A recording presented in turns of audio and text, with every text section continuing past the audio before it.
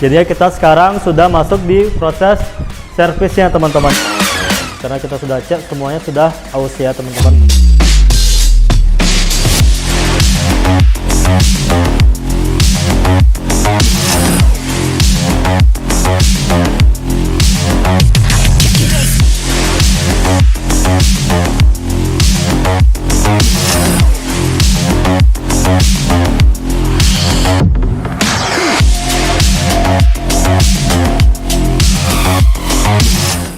Oke guys, sekarang kita sudah masuk untuk pembongkaran dari Daytona Triumph 675R ini ya. Jadinya kita sekarang sudah masuk di proses servisnya teman-teman. Jadinya kita akan servis throttle bodinya.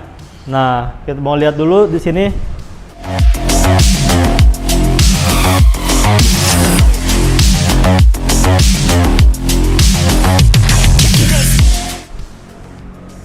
Nah, jadi ini prosesnya ini sudah selesai ya teman-teman untuk throttle bodinya.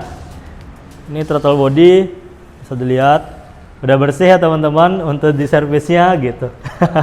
Oke, sekarang kita sudah lihat di sini dia mempunyai 3 silinder ya teman-teman, 3 silinder mempunyai 3 busi.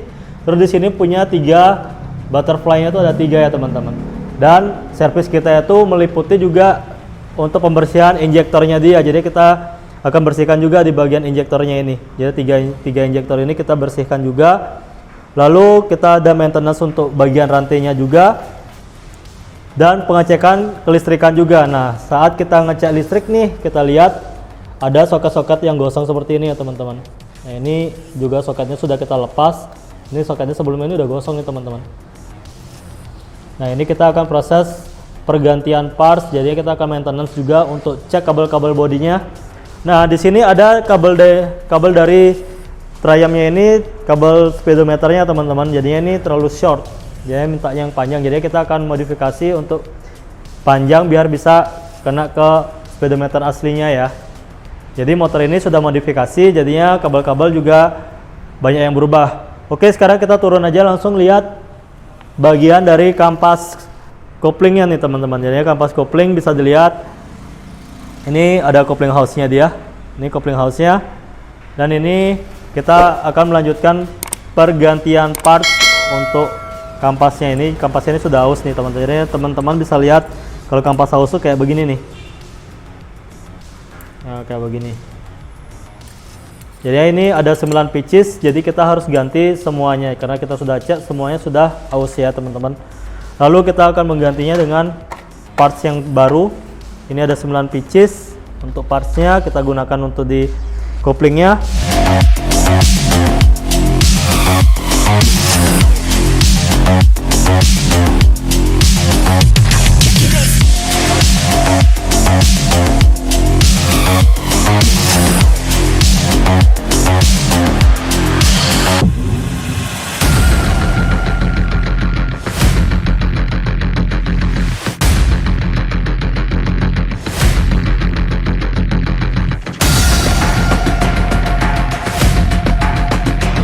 Lalu kita akan gunakan oli Motul 300P ya teman-teman.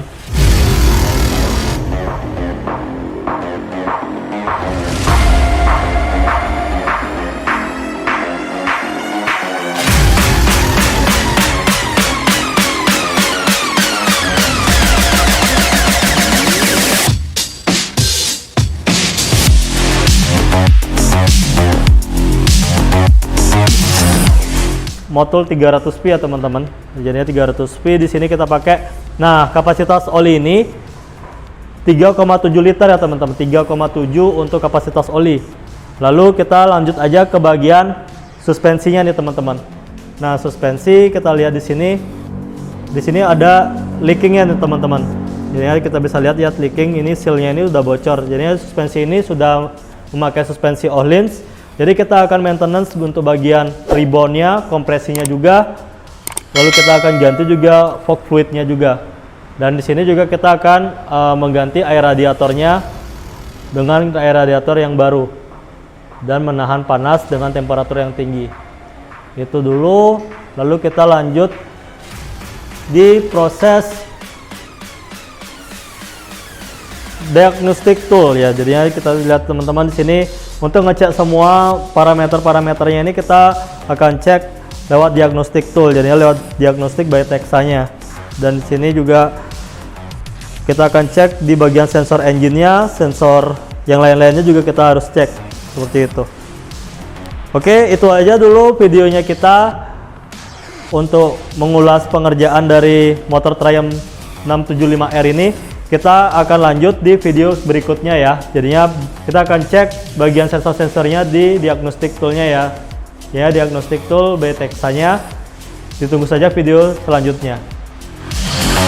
Bahas tentang diagnostic tool ya teman-teman. Jadi ini benar-benar efisien sekali ya.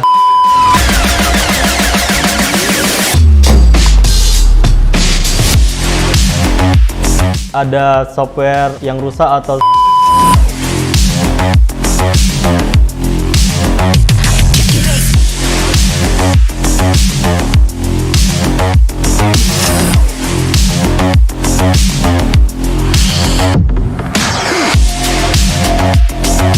ini kita press confirm untuk asal-asalan untuk bekerja. Nah, ini kita bisa lihat